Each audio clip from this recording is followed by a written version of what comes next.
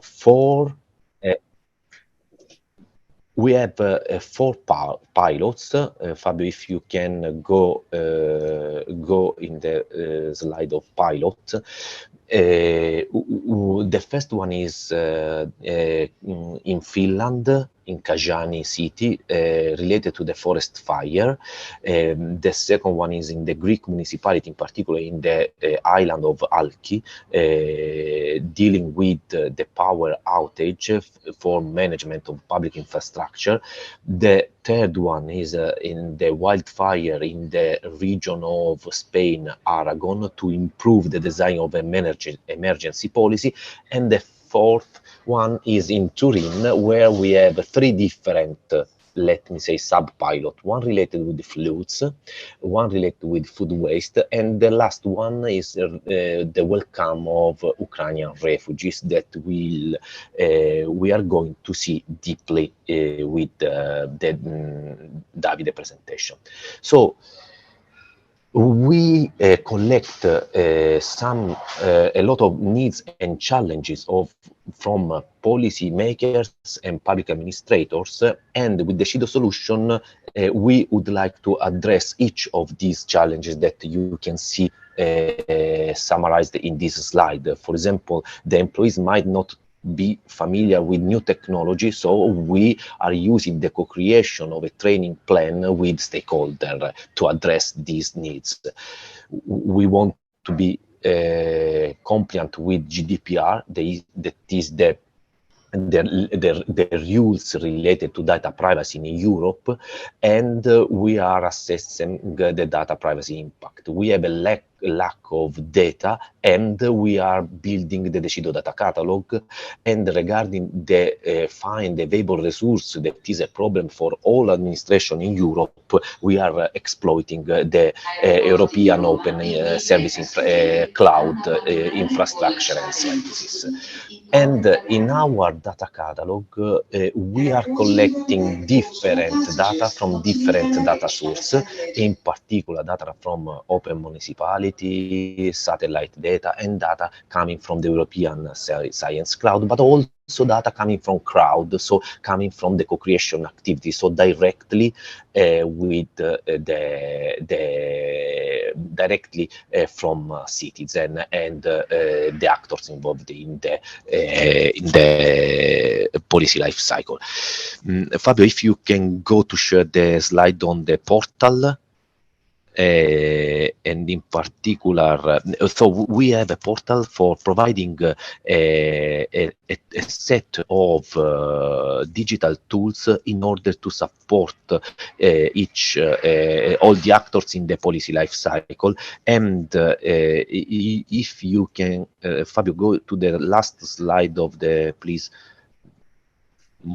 forward, two more.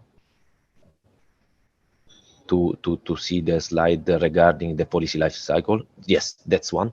And in this slide, you can see that all the policy, the phase of the policy life cycle, as we said, agenda settings, policy formulation, and so on, with the related sub-activities, are monitored, and the user, along with all the other actors involved in the same policy, can exploit the power of some digital tools we provide. For example, tools for create a survey and administer them, tools for co-create a document and comment it online, tools for big data analytics, and so on. So with this portal, from one end, the policy makers and the policy owner can create a policy and follow all the cycle, and on the other hand, citizen and also organization and so on can comment and understand how the policy creation is going on. And saying that, I give the floor to Fabio for explaining us our methodology we are using during the experimentation phase. Now we are in the first experimentation phase, and next year we will have the second and final experimentation phase. Thanks a lot. Fabio, the floor is yours. Yes, okay. Let's move to the methodology. I think we will suggest Turkish Airlines to use our project to improve their policy in terms of managing their flights, because it's crazy what happened from yesterday to today. Well, for the methodology of DECIDO, we had to start from three main pillars. One is what Antonio explained in a very deep way, was related to data, and data are also the objective of the EIRD conference. So the point is that we found that a lot of data are available through European and open access repository, but it is very hard for citizens and for people interested in policy improvement to use those data. Then we found that also specific data are very important. So it is important to have the engagement of people, at different levels. So talking about experts, talking about civil servant, citizen, or fragile people. And we understood that the engagement is really probably the most difficult challenge, because it's very hard to motivate people to participate to the policy life cycle. Policy life cycle is, in terms of methodology, our flagship, because we are following these four macro steps. But to be honest, it was very hard to split, let's say, the intuitive and spontaneous process in policy improvement pathway in those steps. But when we succeeded, we understood that it is very important for citizens and for people dealing with policy to follow a more structured approach, although we can go back and recycle and loop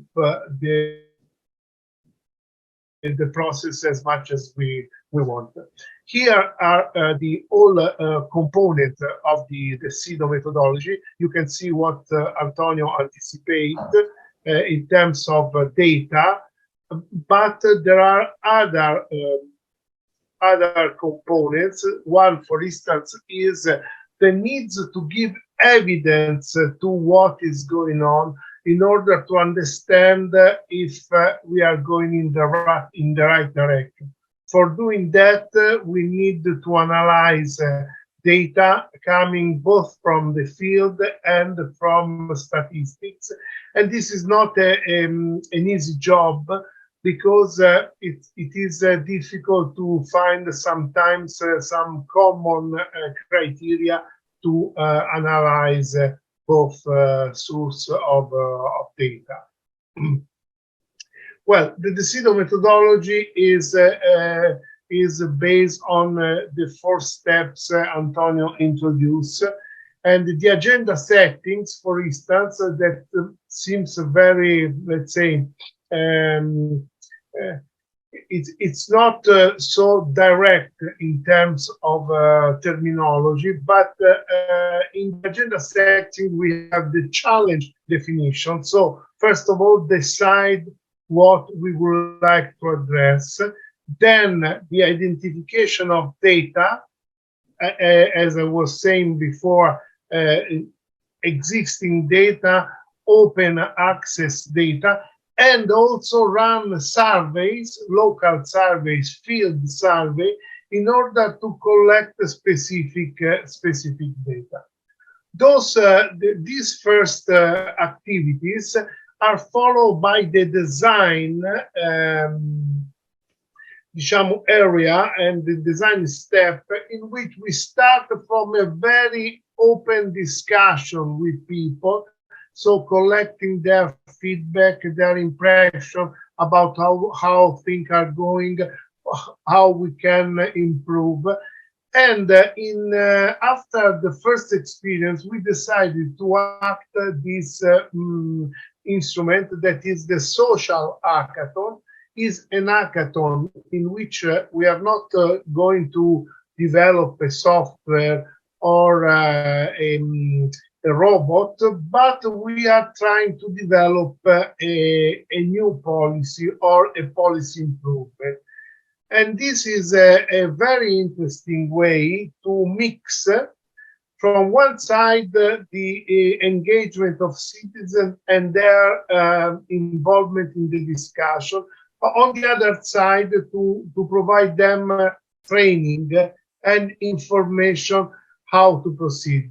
So this experience is not a single experience, but we are running, for instance, every 2 months, more or less, a new hackathon, and the hackathon is addressing step by step the design of the policy.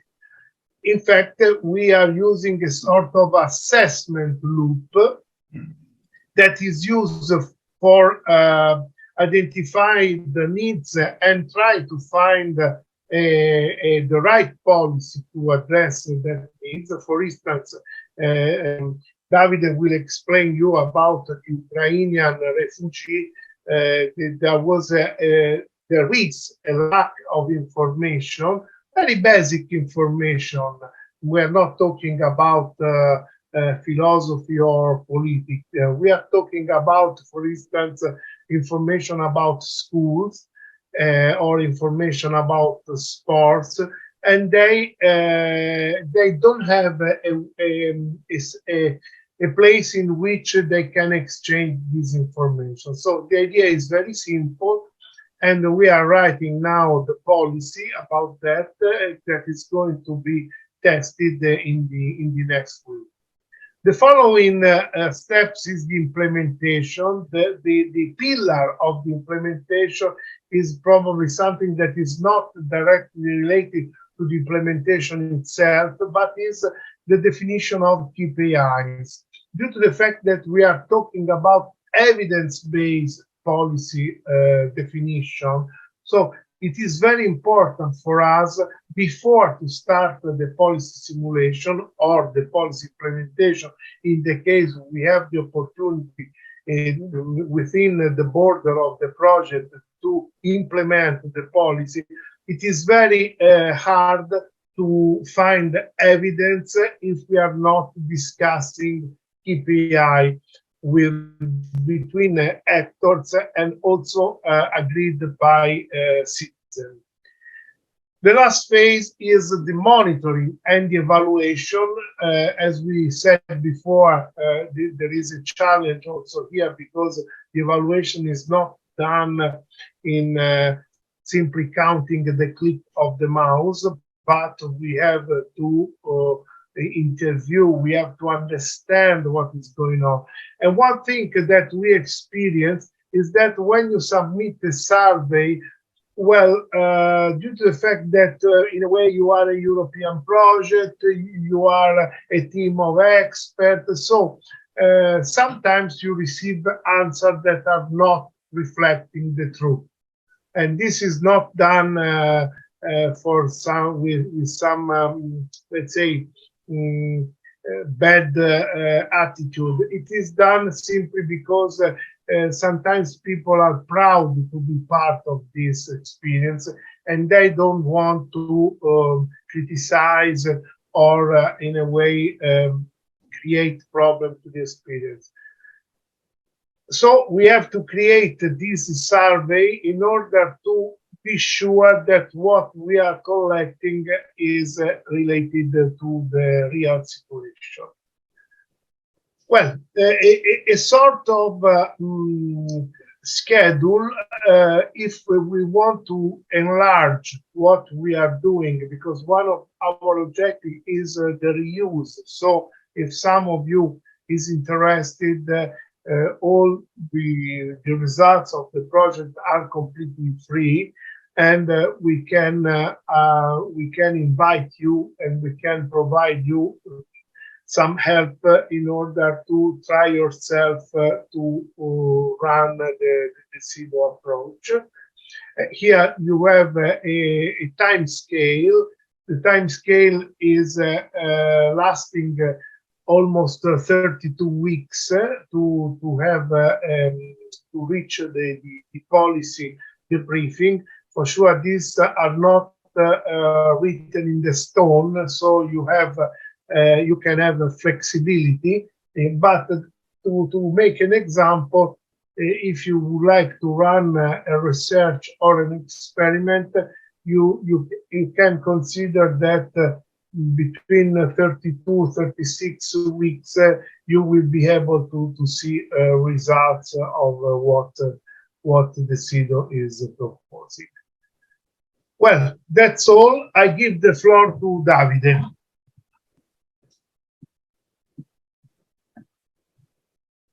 Yes, thanks a lot. So now we are watching the experience, the Turing pilot experience that is applying exactly what we were saying before, Antonio and Fabio. So the methodology of DECIDO and also the DECIDO portal.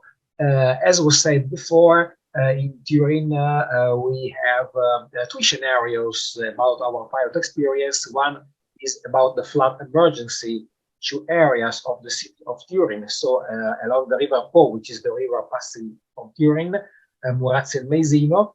The other scenario is fighting against the food waste in the increased distribution of basic necessities following the COVID-19 pandemic. And the last one is helping asylum seekers from Ukraine in order they can be helped in the best possible way. So, first of all, in the agenda setting phase, because here the asylum seekers from Ukraine, we are now deepening this aspect, this scenario.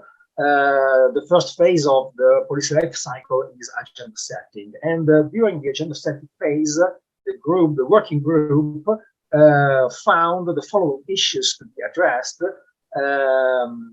And the issues are the difficulty of some institutions in providing residence documents or translation certificates, a lack of Ukrainian cultural mediators, the presence of children and elderly with health problems, difficulties in quantifying the exact number of Ukrainian refugees in need of help, because many refugees just go home of their families that already reside in the province of Turin.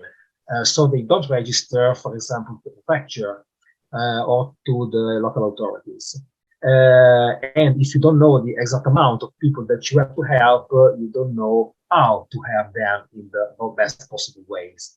And then the last one, of course, Ukrainian refugees are facing now a lack of money because bank accounts, pensions, subsidies have been blocked, especially the ones of families coming from territories occupied by a Russian army. So now they are in Italy, they don't have anymore, they are running out of money. And there is also a lack of psychological support. So in the agenda setting phase, the first phase of the policy life cycle, these were all the issues that were found. Always in the agenda setting phase, there is the important role of the DECIDO portal, and especially of the data catalog component, because here in this component have been uploaded many documents in order to support the co-creation.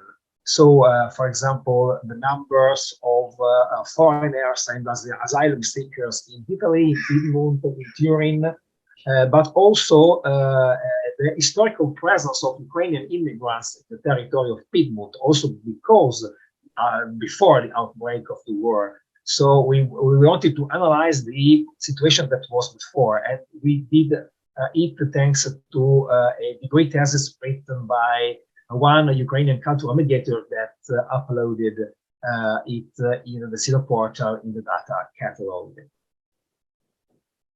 Then, always in the agenda setting phase, we involved stakeholders, a team of stakeholders that belong to large non-profit organizations in our city, in Turin, from public bodies, volunteers, and associations of the local Ukrainian communities. So also small associations may be born just after the outbreak of the war. Co-creation sessions are held monthly, and they are divided, as was saying before Fabio, in preparatory and restricted meetings and these social hackathons, in which a macro problem is divided into micro problems to be tackled one at a time.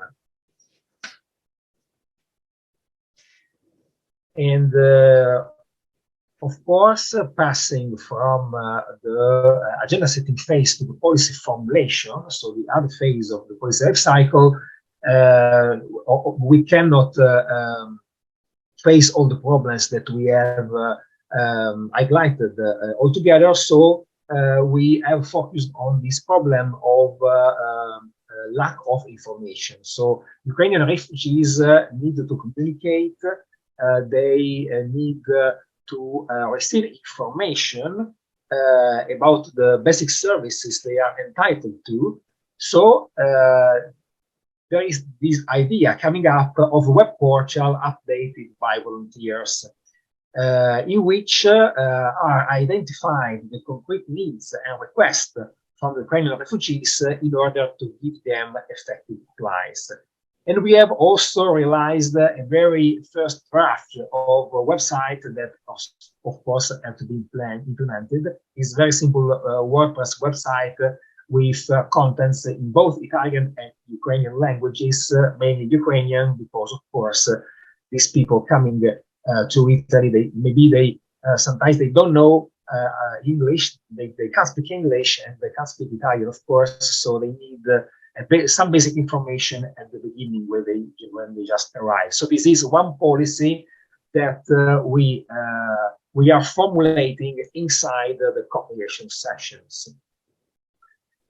But we wanted to create an editorial group of people speaking Ukrainian language in order they can help us to design the portal and to implement information in this portal regarding all these themes. So school in Ukraine and in Italy, renewal of a residence permit, housing and health protection, job orientation, sport and free time. So these are all basic information that every citizen has the right to obtain.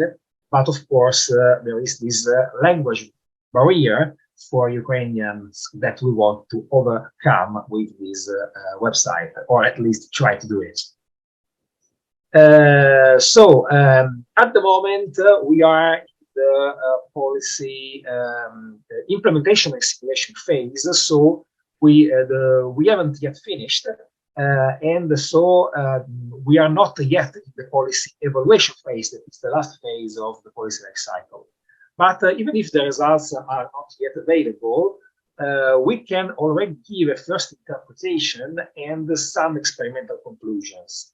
The first one is that different stakeholders through the co-creation sessions can meet and discuss together about possible shared solutions to common problems. And then this is a co-creation session is a problem-solving exercise in which a macro problem is segmented into micro problems. And this is also something really important about the preparedness of citizens, because in this moment full of emergencies, geopolitical ones, but also environmental ones, every citizen have to become protagonist of a helping relationship. So no more passive receiver of a rescue service. And the configuration lead also to an harmonization of different points of view in an always constructive discussion with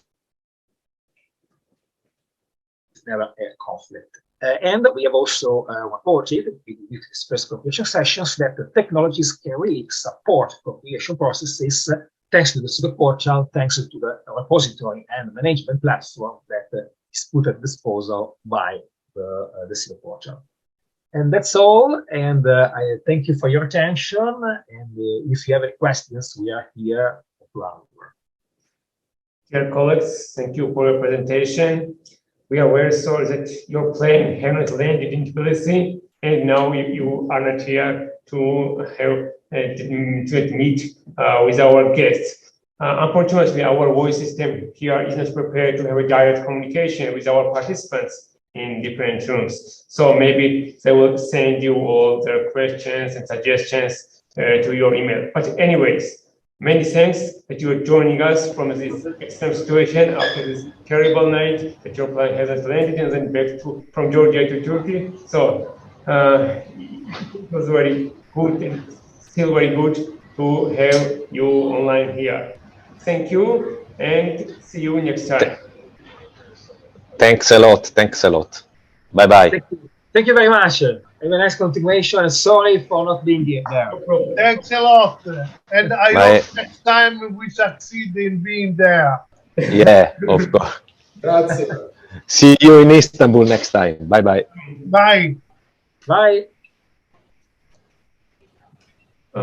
So before we go to the Professor Shaki's speech, I want to